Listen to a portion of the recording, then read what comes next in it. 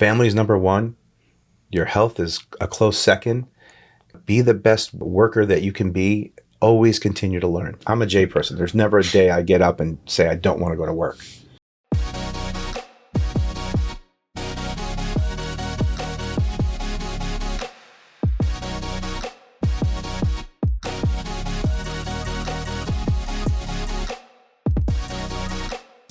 All right, everybody, welcome back to another episode of the Success in South Florida podcast. I'm your host, Adam Rossen, and on today's episode, live and in studio, we've been trying to get this set up for a long time.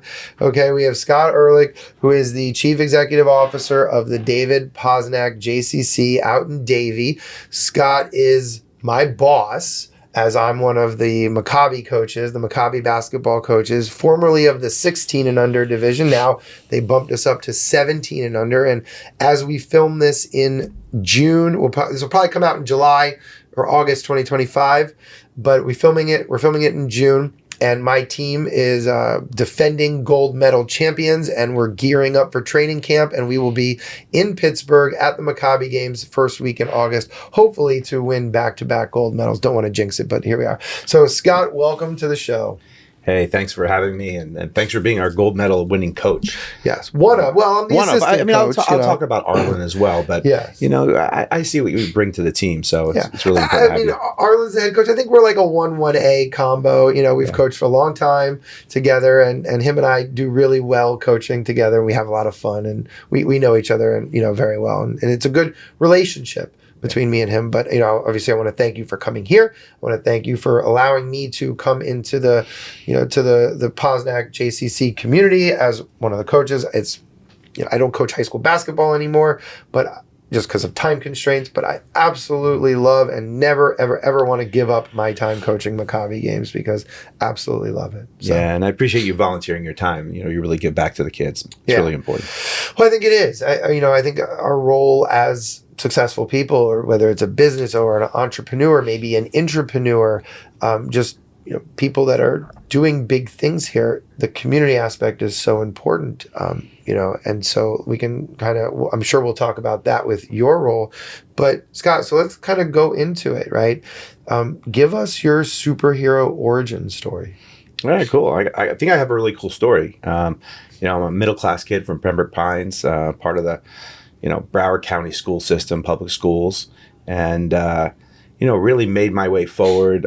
Sports has been a big part of my life. I was a baseball player when I was younger, and then I became a tennis player, played college tennis, and, tennis took me a long way in meeting people and becoming who I am today. Yeah. Sports are so essential. I mean, I played sports my whole life. I was a pretty good basketball player, didn't play in college, but really, and beyond that, the coaching aspect has been so good to me. My story was, I started coaching when I was in law school because I knew I wanted to be a lawyer, but I hated law school so much. And coaching has it's opened so many doors. I'm so grateful that at 23 years old, I started cold calling people and just took that leap because I don't know where I'd be. And like my parents were like, oh, well, it's a hobby. You should be focusing on law school. And I'm like, well, no, it's not a hobby. I'm very invested in this, and it's helping me deal with being unhappy in law school. And just the people I've been able to meet, the connections have just been life-changing. Yeah. And, for me, I played college tennis at Barry University, played there for 4 years. And then having the opportunity at 22 years old to be the head coach was really a defining moment in my life. Because I always loved coaching people. I always loved leading people. But now to be a head coach of a major university Division II tennis team, we were really good, was a great achievement for me at 22. And listen, I've been coaching my whole life. We're coaching people all the time. As a CEO of a major Jewish community center in the country, I have 250 employees, and we're coaching people up all the time, and not only coaching our employees, but coaching the kids and being like that second home to kids, which I think is really important for families these days. Oh, absolutely. So we got a lot to unpack here. So walk me through how you become the head coach of a college at 22 years old. That's amazing. Yeah, it's right place, right time. Maybe the coach had left the team and senior year, and one of my buddies picked up that coaching part of the senior year. And then they said, would you like to stay on as head coach, get your master's degree, be a part of our university? And listen, again, for a Jewish kid from Pembroke Pines, being a head coach from a Catholic university, Barry University, one of the great parts of my life, was just a great opportunity. Yeah.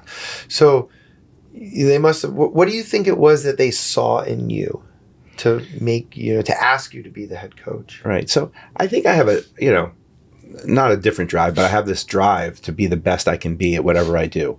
I may not have been the best athlete, but I took my tennis level to the next level because I tend to be smarter, work harder, do the extra things. I was the last person at practice, first one there, always doing that, always going the extra mile. And I think that's what they saw in me, to say, hey, listen, we'd like you to, step up, be that head coach and instill that culture in the rest of the team. Okay, so not so much, the X's and O's, which I'm sure and obviously you're a college tennis player, so the game, but it was more about those other qualities, the leadership qualities, you said culture. Right. That's so important. Where do you think that you got that drive from as, being, a kid, a teenager, a young adult? Yeah, I think it's part of who you are as a person. I have, people that I looked up to when I was a kid, Pete Rose, Charlie Hustle, the guy outworked everybody. There was just people that I watched in sports that outworked people. My dad was a really hard worker, and you see that and you want to emulate that as you move forward in life. And listen, not everybody wants to work hard. So that was my way forward to say, listen, I'm going to outwork everybody. And still today, I feel like that's kind of my, my superpower. I'll outwork everybody, and do the best I can. And I surround myself with great people. And that's just part of who I am. But it did come from an early age of coaching and spending the extra time on the court. I don't know why, but that was the way I was. That was the way I was wired. Right. And, it's so funny because that's the exact same way I'm wired. I always say part of the Rossen Law Firm culture is blue collar work ethic in with white collar skill, ability, and profession, right? We're lawyers, and we're brilliant. But I think one of the things that makes our firm different and better is that we do have that blue collar culture, that work ethic. Just take your lunch pail to work every day and work and go above and beyond because you care and you want to be the best. So I completely understand what you're saying. So anybody who's listening to this, I really want to make sure that's a core kind of tenet of leadership and culture in the most successful people is really just working, and not just, you got to be smart and efficient too, but just being able to say, yep, I got it. I'll take care of it. No problem. And so I'm assuming that's something you're still going on. Yeah, it's still, listen, it's a culture that I created at RJ, with all our employees. I have a couple of good things that I do. I let anybody work out on the clock. You want to go to the gym? We have a beautiful fitness room at the JCC. Make it part of your work day. Get in the gym, make it part, because I want longevity. I want people to stay around. We created a culture of fun and, where we trust each other and, fitness and health is important. And being a part of, being a good teammate. We're never going to, if someone needs help with something, we're always going to be there. I was setting up tables yesterday for our annual meeting. So you're going to see me lifting tables and doing whatever. I'm part of the maintenance team. So they're looking at me, hey, Mr. Ehrlich, you don't worry about that. I go, no, I'm part of the team. We're setting up tables. We're doing everything that needs to be done. Yeah, when I was 17 in my senior year of high school, basketball season ended about mid-February of my senior year. It was my birthday's in March, so I got my first job. I never had a job in high school because my job was always school and basketball. And I was part of very good teams. So as you know, when you're a high school athlete, you're playing 11 months out of the year. So finally my senior season ended and I got my first job and I worked at Chili's and I was a busboy for about a month until I turned 18 because then I can serve alcohol and be a server. And I distinctly remember one day, I think it was a weekend, it was, because I couldn't do the lunch. It was a lunch shift. It was the weekend. I couldn't work the lunch shift during the week because obviously I was still in high school. And the general manager of the store is washing dishes. And so I've always been a smart ass. I think I'm still a smart ass now at 44 years old. You know me pretty well. But I said to her, I'm like, what are you doing? Why are you doing that? And she goes, dishwasher called out sick. somebody's got to wash the dishes, so I'm the GM. This is what I'm doing. And here I am, however many years later, and I still distinctly remember that from my very first job.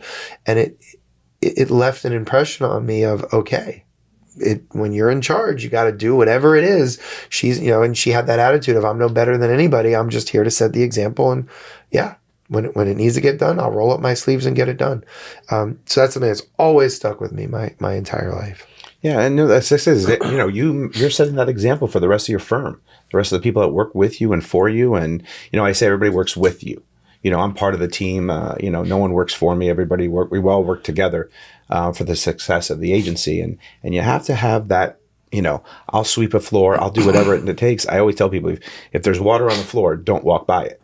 So they'll see me cleaning up water, and they'll clean up water as well. And you're setting an example. So that's the tone. Our JCC is clean because the entire staff's walking around cleaning. It's just not the cleaning company or the housekeeping staff that are doing it. Right. I've worked at other organizations, and even in my time as a prosecutor in the government, where I've had certain supervisors and bosses, and I'm like, this person doesn't have my back. This person won't go to war with me. This person won't come down from their perch and come to court to assist me if I need it or anything. They're looking at being a boss as some cush gig.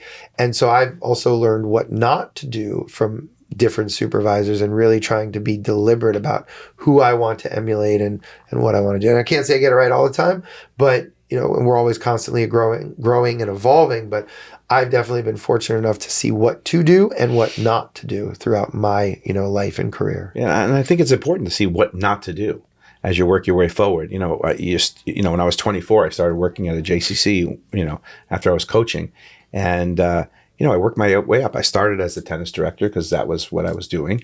And, the sports and wellness director, he quit. And I said, you know what? I'll tell the CEO, I'll take his job. Don't have to pay me anymore. I just want to learn how to do it. And I'll just take it. It'll save you some money. Then the camp director quits. And I said, I'll be the camp director, the sports and wellness director, and the tennis director. It doesn't cost you any more money. I want to do it so I learn about how to do this. And I continue to do that as people either left or quit. And then I built a team from there. But I was able to take on other things because I wanted to learn and I wanted to grow. And, that's an example for my children. I have 4 kids, and I want them to learn and grow and see what I went through and their mom went through, a similar path as well. How we fought and we, became who we are because of hard work and a lot of effort. Right. And so that's a great story of people who, have positions above you or ahead of you, and something happens and they quit. Now, how did you, did it take any courage to go up to the head person and say, well, I want that job? Were you afraid of rejection or failure? Because there's a lot of people that won't put themselves out there.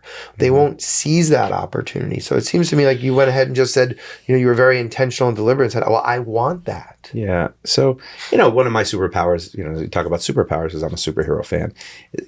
I'm confident but humble.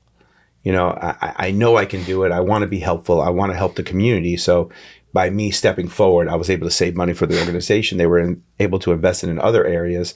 And it helped me grow and do what I needed to do. So it was selfishly, I wanted it because I wanted to grow. And, in essence, it helped the community center to achieve their goals. Right. But you made it a win-win. You made it very easy because I'm assuming they already liked you. And then you said, hey, it's not about the money. Right. It's about the experience. It's about, it's about that. And look, we have here at the firm, we have a summer internship program that is a formal program with a curriculum and everything. And it's unpaid. And I know a lot of people, some people can't do an unpaid internship, but what we're really looking for is for the people that say, look, I want it so badly that it's not about the money or the prestige. This is because this is where I want to be. I love criminal defense and I will do whatever it takes. And that's something that's kind of the way I've always been. Again, kind of innate in me as well. And when I actually got into coaching, when it was the end of my first year of law school at Miami, I went back to my alma mater, Chaminade Madonna, another Jewish boy at a Catholic school, and and we had a new head coach. And I told him, I go, I want to get into coaching. You don't need to pay me. I'm in law school. I have student loans. I don't care about the stipend, the $2,000 or whatever it is. I'll donate it back to the program. Could I have used an extra $2,000? Of course, but that's not what mattered to me. What really mattered to me was the experience and just getting my foot in that little crack in the door and then making sure that it never closed on me again. And that's, that's kind of a little bit of my story, but I think there's a lot of parallels with that, with you and yours. And it's certainly, you have to make those moves, and you have to know when. I always say there's forks in the road. There's a fork in the road. You could have gone this way, you could have gone that way. And you got to take a fork. Even if it doesn't pay what you need to pay, you're getting the education, and you're getting to learn from somebody that you look up to, that can mentor you, to get you where you need to be in the long run, in your 40s, in your 50s. You got to do that work in your 20s and 30s to pound the pavement, do the thing, take some chances, and learn. And again, you said it perfectly. Learn from what not to do, and learn from what to do. And again, and from my thing, you have to be a people person. And Adam, I know you're a people person, so that's part of who you are, part of who I am. You have to be a people person. You have to enjoy people, love people. My wife always tells me my kryptonite is I love everybody. She goes, I don't know how you do it. You love everybody. I just love people, and that exudes from myself and yourself as well. And people notice that. Right. Yeah. So Scott, when you're talking about being a people person, maybe even a people pleaser, that's great for leadership and getting people to buy in and follow you. But what happens when you have to make hard decisions? Is that something where you try to maybe, do you have maybe a number two who acts as the bad cop, or do you have to do that? And how have you grown through that? Because that can be really tough. Yeah. I actually, I hate to say it, I like doing it. I always tell my staff, I'll never fire you. You'll fire yourself. I'll let you know where you are, where you stand. And, I don't have anybody that's come into my office and go, oh my God, I'm really surprised that you're letting me go. Now, our retention of staff is really high, so I don't do it that often. And the level of work from everybody works. So, everybody would know around the center who's not working. They're like, that person's not holding up their part of the bargain. But again, they would have been told, and when they come in, I'll go, listen, you fired yourself. I mean, wish you well, move on to the next thing. Sometimes it's not a good fit for some people. Right. But usually it is. But when, they'll appreciate it more when you say, hey, listen, you got to move on. This is not your place. And I enjoy doing it. It's almost like you're still coaching that person as you're letting them go. Right. It's not you're a bad person or even a bad employee. It's just there's probably somewhere else that you'll be a better fit for based on your culture. Correct. And I think it all goes back to culture, because when you say they stand out, right? They do. They stand out like a sore thumb. And there's many different types of cultures. And, now even at Rossen Law Firm, we've gotten a lot better during the interviewing and the hiring process about telling everybody, look, this is the way we are. This is our culture. Some people love it. Some people hate it. It's okay. It's about attracting the people that are going to love it and repelling the people who won't, just like our marketing is trying to do. Because I would hate it, and I'm sure you would too, of anybody working there with you who's not happy, right? If somebody doesn't like the culture and they're not a good culture fit, well, they're not going to be happy. And I think, they should be at some place and work hard at a place that they're going to be happy. Right. Yeah. That's what it's about. Yeah. And we take care of a lot of adults and kids with special needs, and kids with cancer, and senior adults, and, and just the regular, you and I are coming for our workout or play racquetball or swim or do any of those other things. And you got to be that happy person ready to, work with people. So, and if you're not, listen, you will stand out like a sore thumb. And again, we'll be polite, we'll be nice, you move on. And there's a place for everybody. And in a J, you're working, we open at 6 a.m. We close at 10 p.m. during the week, and, shorter hours on the weekends, but we're open a lot of hours. So some people have to work 60 hours a week, not every week, but, if you have to do it. This is a busy week. We just had our annual meeting, and we're getting ready for summer camp, which opens up on Monday. We have 1,000 kids signed up for summer camp. There's preparation that goes into it. So it's not for everybody. Right. Unfortunately, there's some people that just want to work 9 to 5. And I'm like, there's a place for you. Maybe not here, but there is a place for you. Right. And you're not selling widgets. You are the Jewish Community Center. So it's all about community. It's all about people.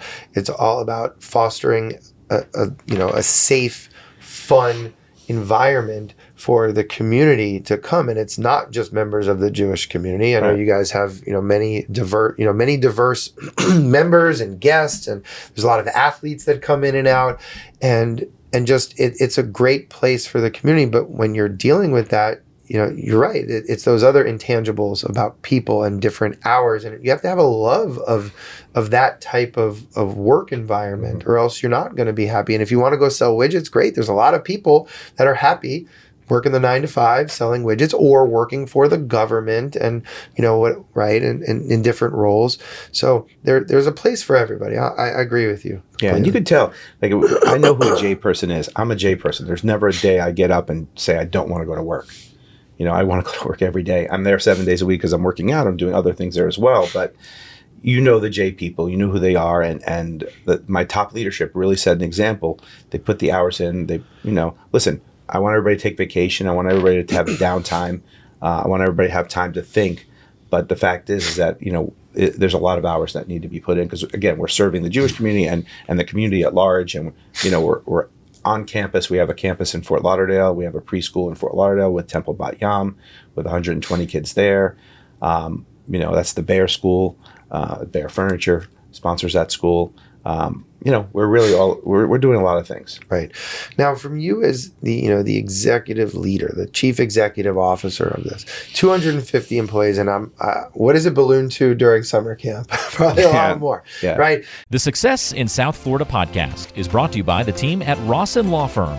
If you need DUI or criminal defense representation, call the Rossen Law Firm at 754-206-6200 or check the description of today's episode for more contact information. The Rossen Law Firm, helping good people when bad things happen so they can achieve their best futures. Now, as far as, you can't one-on-one mentor and truly lead all 250 employees. So how do you decide to go about that, do you just lead your leaders? What have you done over the years and learned, when you have an organization that large? It's about training the people below you. You're only as good as, the person at the whatever level it is. I don't say the lowest level, but you're only as good as the people that are coming in, the young people that are coming in. And they have to understand the culture from the beginning, the hours that it takes, the things that need to be done. So it's got to, it starts with our executive team, department heads, assistant department heads, and it goes throughout the entire agency. You have to have that culture of hard work and passion and love for what you do. But that permeates through our entire agency. And it's really important. Right. And when you're there, what do you do to reduce turnover and just make sure that you have people who are there really long term in those key roles? Because I could assume at, for lack of a better word, the lower levels, or more the entry level stuff, people come and go. It's a Jewish community center, but when you're really leading the leaders, what do you do to really keep them and have them invested long term? Yeah, you would think it would come and go, but for our agency, really, people have been there quite a long time. Our executive team are 6 people. 5 out of the 6 have been over there over 10 years working, and I've been there 15 years. So, and we're trying to recruit the best of the best to be a part of the team. Our special needs group is growing. We now have 20 full-time staff members there. We've created a place that people want to come to work. We have probably over 100 preschool teachers. Preschool teachers are hard to find. Yes. We try to keep them happy. We have a nice bonus structure. The working out on the clock, giving your membership for free, and encouraging them to come on the weekends and do Zumba and spinning and being a part of the cultural arts events and things that we do. It's created an environment, like a really family friendly environment, and I love when they bring their kids. So we have staff kids, lots of staff kids that we have at the center. We provide them all kinds of discounts on early childhood. So their kids we have the Nest, which is our 2 months through 2-year-old kids that are there. And we have a lot of new babies in the Nest lately from our staff, wow. which is really really wonderful. And so in the post-COVID world, I've seen a lot of, community centers, whether it's YMCA or other JCCs, that have kind of been shrinking a little bit. Just, more technology. It's, people aren't face to face as much. Just the world has shifted, but yet, the Posnack J is still strong, if not growing. What do you attribute that success to, about really just your dominance in the market to really have this amazing community center where others are shrinking? It's just because the world has changed. It's interesting. In COVID, I never shifted. It was a strategy that I worked on with our board of directors, and I said, we're not going to let anybody go. We're going to keep everybody on salary doing their thing during COVID, because people need people. We were all. I went to the office every day. I live across the street, and even though the J was empty for 2 weeks, I still went to the office. I mean, we opened really quick because we needed to provide early childhood services, because some parents needed to go back to work, so we were there. But I never had that work from home. None of my staff. I didn't have a work from home policy at all. It was, you work from the office if you can get to the office. Otherwise, take care of your family, take care of yourself during COVID. And I think that it was a real consistent thing for RJ that made that makes it like that. Now, others would say, so I never really lost anybody, which was wonderful. And it was a risk. But I think that's what makes part of our culture. And people knew that's what we did. We didn't, nobody left the agency, which was wonderful. Right. Wow. That's great. And again, because it's a community center, it's a place that is that central hub for people. So I completely agree. And I think when you're talking about culture, there's no substitute for getting people together, especially in person. Hybrid thing, I mean, it depends, right? For us, we give some flexibility. We have I think 10 overseas employees, and we do a lot to keep the culture and have fun with it. But there's a lot of days where I could just work from home, but I want to come in. I want to be seen. I want to be positive and be around people and make sure that they see me. And it's fun especially when you like the people you work with. Yeah, people need people. Right. People. You can say whatever you want. When you were at home during COVID, and you could sit in front of your TV on a Saturday and have a beer and watch a game or do whatever you wanted to do. And why did people want to go? That beer cost you $2. That you got it from the store. You sat down, had a beer for $2, or you can go to a bar and have a beer for $10 and be around people. People, we're human beings and we need each other. So, I was counting on that as part of my strategy, to keep everything moving forward. And again, people need people. People come to the J to work out. I have a lot of senior guys. Do they really work out? They're working out their brains and their minds and their mouth, and they're talking, and they're making friends, because people need friendship. Right. So they'll do a few, they'll lift a few weights. They make it look like they're working out a little bit. Walk on the treadmill. They'll walk on the treadmill. Let me walk on the track. But, within a half an hour, they're sitting having coffee in the lobby and having, a great bagel from our bagel restaurant, Bagel Boss. And they're hanging out and they're having conversation. And some, they'll say, and I say, this is the best. You can spend a little time in the fitness room, but your time on the couch talking and having a coffee and creating friendships is really what the J's all about that. Right. It's not about going in, getting your workout, and leaving. Right. It's you go in and it's a hangout place. It's a cultural center. It's a community center. It's a social center, sprinkled in with all these other activities and other things. And whether it's the learning activities, whether it's, the working out, the sports, the this, the that. And it's multi-generational. So, you have a senior see all the kids in preschool going around, and, the 23-year-olds working out next to, a 65-year-old, and the 65-year-old's, hey, listen, you're not doing that quite right. Let me help you a little bit. And then getting into a conversation about life. There's a lot to be taught. When I was young, I always looked up, I had some mentors that were a little bit older, and I was like, tell me your story. I want to know how you got where you got, and you take the pieces that you want to learn from that and apply it to, who you are. Right. And so I think that's great to transition and talk just about mentors. So what are some of the roles that mentors have played in your life, and how did you go out and seek them out? You know what?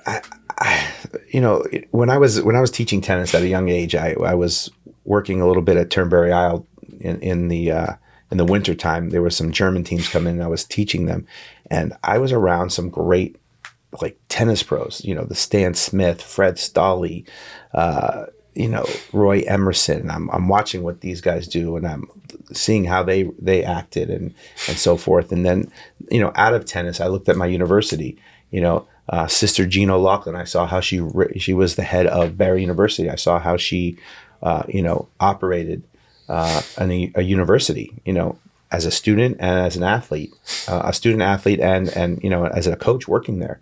So you do that. And then, listen, I've seen some people that I wasn't impressed with the way they worked, and I learned from them as well. And then, you know, again, you're looking and seeing and you know, every time I encounter somebody and they want to mentor me, and I've had a few mentors, you know, and they were different from me. I just took a little bit from each one. And a lot of it was about work ethic. You know, what's going to get you to the next level?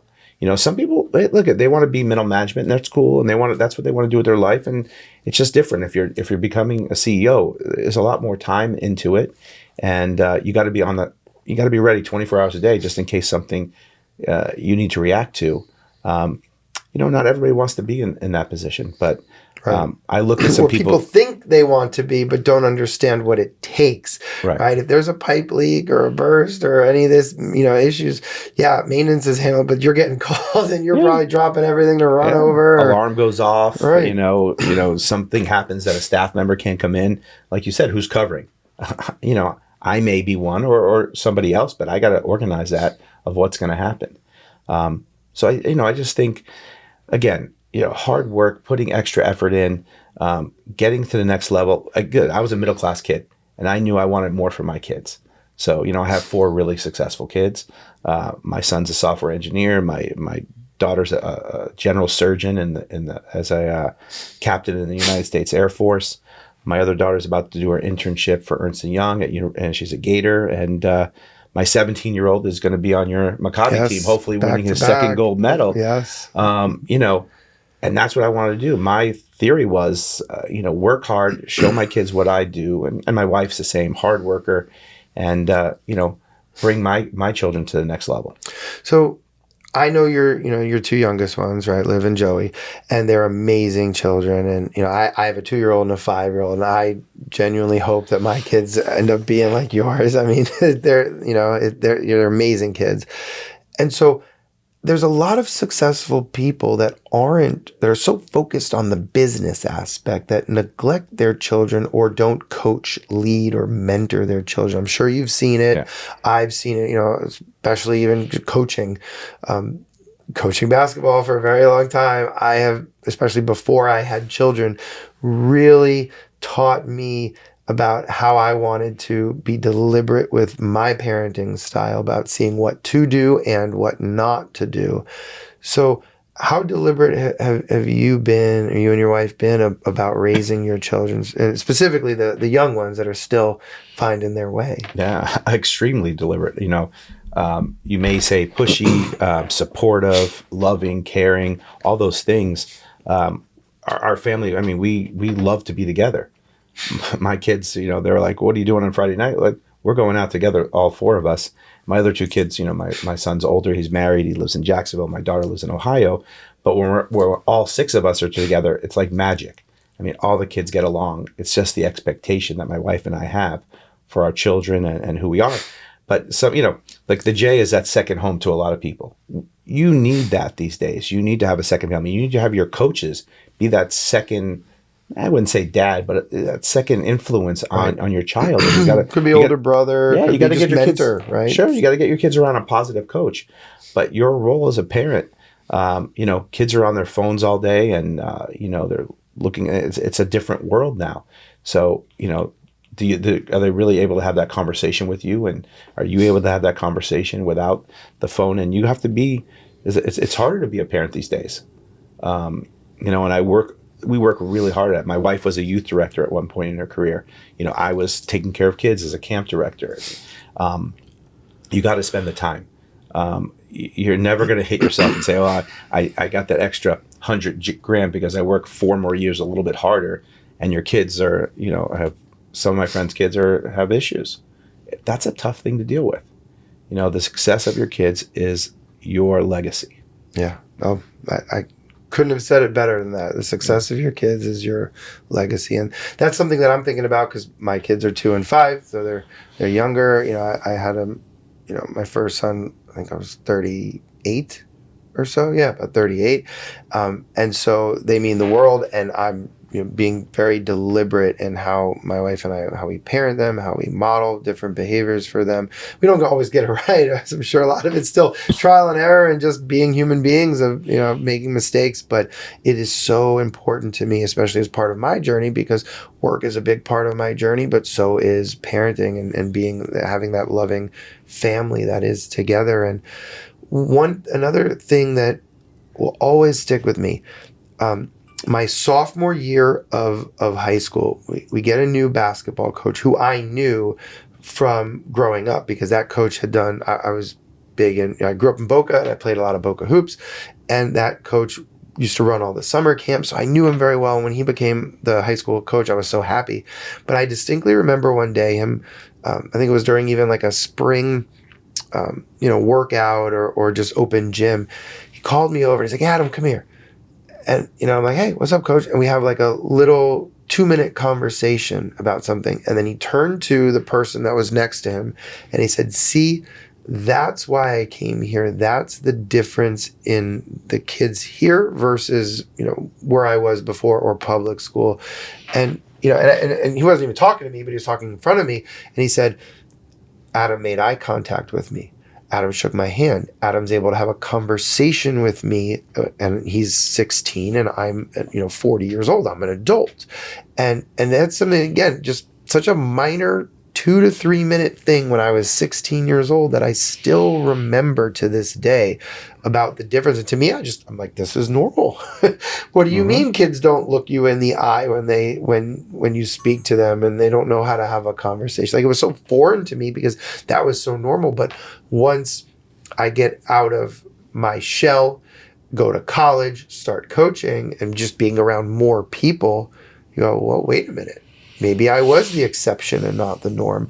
And I distinctly remember one day, 23 years old, coming back late night. I coached at Chaminade, which is in Hollywood. I lived in Coral Gables because I went to Miami Law School. And that's a 45-minute drive with no traffic, hour to an hour and a half with traffic. Did it every day for 2 years. And just one time, and I was always the one to volunteer. "Oh, someone needs a ride. I'll take them, because I was like the big brother. And I called my parents and I just said, "Thank you. Thank you. I'm seeing now all of the things that I might not have always been appreciative of as a kid." And just so much gratitude and appreciation for the way I was raised. Because it made a huge difference. It really did. Those little things make a difference. And, I talk to my kids about it all the time. Shake hands, welcome people, give somebody a hug and a kiss hello. I mean, people might be taken back by it, but that's the kind of person that you want to bring up. So, and now it'll be generations of Rossens doing this, right? Right. We go to the next level, and that's what we teach at the J as well. When we have kids, we're talking about how to react to others. They're not sure how to socialize anymore. It's not, and some parents are not sure how to socialize. Right. So it's really important that we focus on that. And listen, there's no, when you become a parent, there's no parenting class. The most important job of your life. Forget law school. Sorry, I won't forget law school, but forget law school for a second. But and forget, it's all about teaching how to parent, and we don't take those classes. So you kind of learn from your parents. You learn from what you see in others. But listen, we should be focusing more on, parenting skills and learning how to parent. And some parents get, when we have a parenting class, if we did have a parenting class, who shows up? The great parents show up. And you're like, oh, well. That's no surprise. Success leaves clues. They want to improve themselves. It's the other parents that need to say, hey, we got to spend some time, concentrating on this and researching and seeing. And there's lots of books on it. And listen, I read so many things about how to be a great parent. I mean, I had the skills because I was a youth, I worked with youth and my wife worked with youth. But the fact is, you still have to read, and you want to make your kids the best citizens they can be. right? You're right. There is no handbook. Your greatest job in life, and there's no studying, no preparation, and you're really all left to get the knowledge and skills yourself. Now, there's a lot of ways to do it, but there's nobody. There's no college or schooling that's teaching you this. Yeah. You're really left to figure it out on your own, develop, whether it's, learn it from people, but it's a self-guided curriculum. And it's no surprise that the people who don't need it are the ones who show up because they always want to get better, and the people who need it are the ones who need to be there generally aren't. Yeah, and I think that's what's missed at universities. There's not a class on that. There should be more. I mean, maybe there is now, I'm not sure, but there wasn't classes like that when I was in college, and there should be classes on how to be a parent, how to bring a family up. There should be classes. Right. Well, there's so much so many parallels between coaching, leadership, culture, sports, parents, that when done right, it does provide a foundation, but there's nobody that's really linking them together. You just have to be self-reflective and take a step to just think and go, oh, the skills that I'm learning from coaching and leading others is transferable to business, right? Yeah. And leading an employee or teaching and training a new employee and being a positive influence is transferable to your children, right? And setting parameters, whether it's your team or your employees, is applicable and transferable to setting parameters around your children. And another thing that I really learned from coaching is that people want and need discipline and structure. They might tell you they don't, especially younger ones, or they might resist it, but it is essential that people have self-discipline, structure. And I learned it for myself too, because when I was, and even why I'm still so busy today, it just keeps me out of trouble. And it's not like I'm going doing crazy things, but when you're especially an active boy, and you got a lot of testosterone, you got a lot of energy, and maybe if you're a little ADHD and your mind's always going a million places, boredom sets in. And when I'm bored or have too much time, just sometimes you make poor choices. Sometimes you find ways to get into trouble. So even in my high school years, I was, 2-a-days in basketball. And when you work so hard and you're exhausted at the end of the day, you're not going to get in trouble. And these are the exact same things that I tell my clients, especially my younger ones. I'll tell them, I'll say, look, the best thing you can do, especially for our not, the ones that maybe are not in white collar jobs, I say, go get a job in construction. Wake up at 4 or 5 a.m., work physical labor all day, and come home. And you're going to be so exhausted that when your buddy says, hey, let's go out and let's party, let's go out, let's drink, or let's do this, you're going to say, no, man, I'm dead tired. I got to wake up again at 4 a.m. and do it all over again. Right. It's just things like that can really help people make better choices. Yeah. Listen, it's choices in life. I thought the forks in the road, you have different forks and you got to know which fork to take. And listen, sometimes you don't make the right choice and you got to go back to that and make a different move. But again, look at Adam, what makes you great is your passion for what you do. You're a passionate guy. You're a driven guy. That's what makes me good at what I am. I'm passionate. I'm driven. There's never a time when I'm sitting in my house and I'm bored, I'm like, oh my, I'm not being productive. Right. Let me do something to be productive. I have a fitness room across the street. I run a J, and I have a fitness, I have a bike and workout equipment in my garage because I don't want to be wasteful of time. Or I'm going to read something, or I'm going to watch a documentary. I'm going to do something to enhance my overall skills, whether it's at work or my physical skills. Because you're a driven, passionate person. Right. Yeah. Absolutely. And you don't want to waste time. Listen, we all want to have fun. I love having, there's nothing better than having a great time, but I have fun being passionate and driven in what I do. Exactly. A lot of people say, well, Adam, and I don't even know why they're bringing it up now, but they're like, Adam, when are you going to stop? When are you going to retire? And I was like, what does that mean? Because I don't look at what I do as work. I don't love every minute of every day, but I love what I do, right? I love what I do. It's fun for me. And one thing that I hope, and we'll see what happens, but whatever my kids are interested in when they grow up, I want to be a part of. I want to do it with them. I want to help them, mentor them, lead them. If it's investing, if they want to run businesses, well, I would love to say, all right, well, do you need help from me? Can I assist? Can we do it together? I mean, I like golf, but I can't retire and play golf 5 days a week. To me, that's not me. I like doing things and just being involved and using my brain, and I don't consider that work. So maybe it's just the way I'm wired. Yeah, listen, retirement, as I get closer to retirement and I still have, over a decade to work. You think about it, like, I don't want to stop working. I love what I do. What am I going to do with all that time? And some people retire too early and they go, oh my God, tennis and golf and going to the Hard Rock and playing poker is overrated. Right. And now I want to get back into your stuff. And I always tell people, help the community. Money's important, but if you have that money and you don't want to work, there's lots of ways to volunteer your time and give back and, helping kids or, I'm on the Housing and Finance Authority of Broward County. I believe in affordable, housing for everybody. I spend my time volunteering for that and, spending time a little bit with my university. I mean, get involved. Right. Yeah.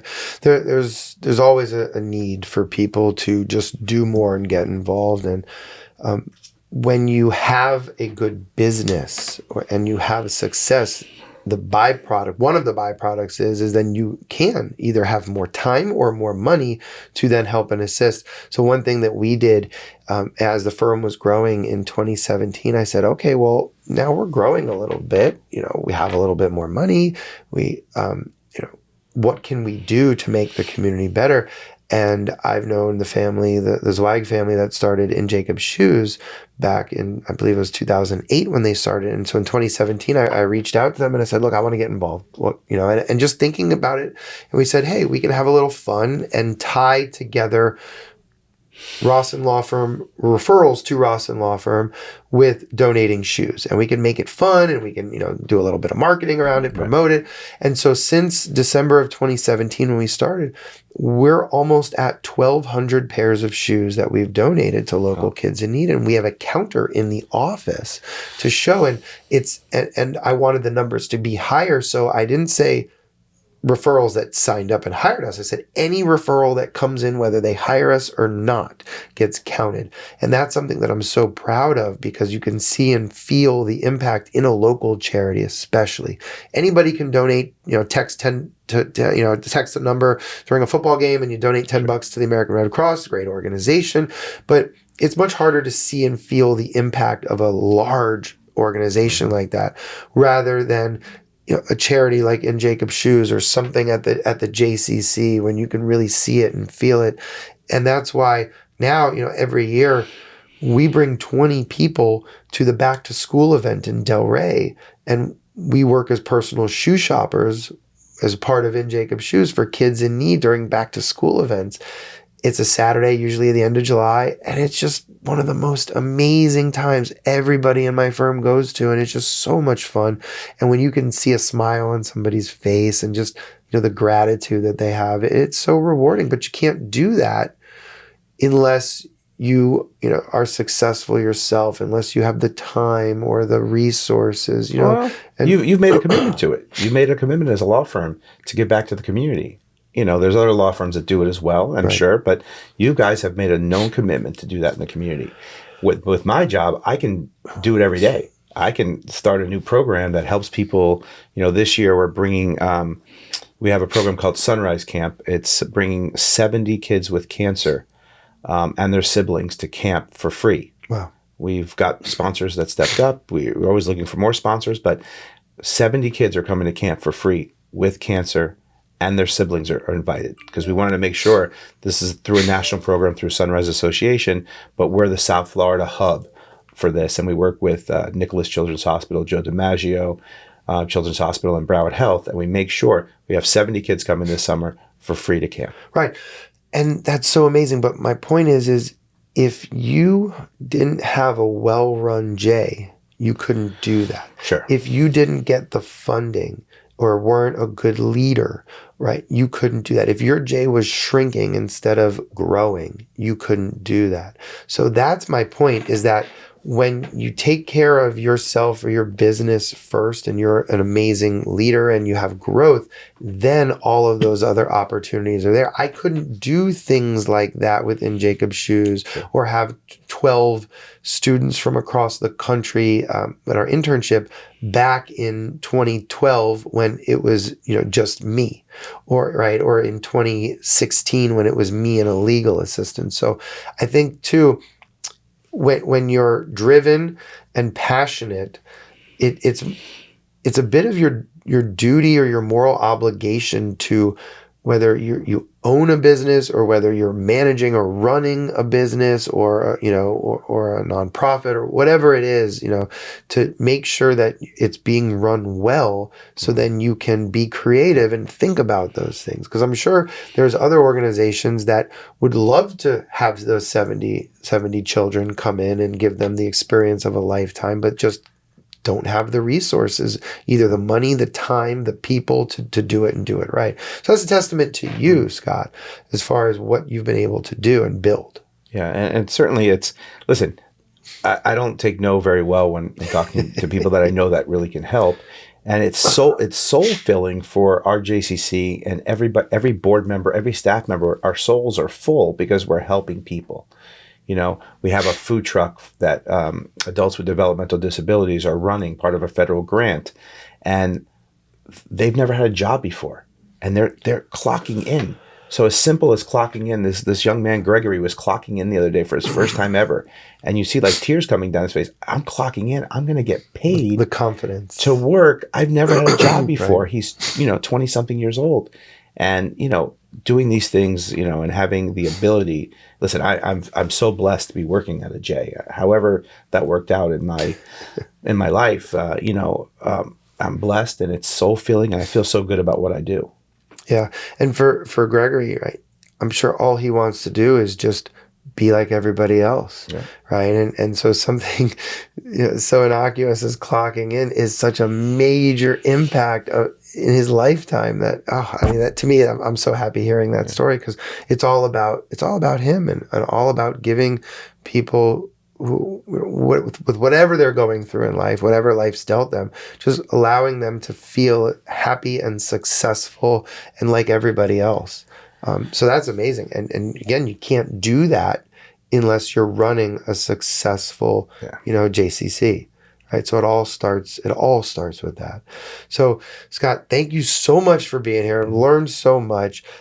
What are some final just words of wisdom or advice that you'd have for anybody listening to this? Family is number one. Your health is a close second, and be the best, worker that you can be. Always continue to learn. There's so much out there.